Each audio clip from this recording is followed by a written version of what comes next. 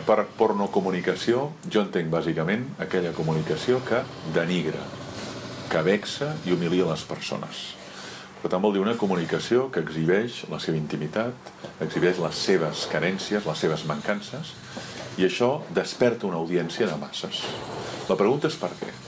Doncs molt sovint perquè les mateixes masses senten curiositat, morbositat per aquests defectes, per aquestes mancances, per aquestes, diguem-ne, petiteses de l'altre. I això té un èxit enorme a les masses.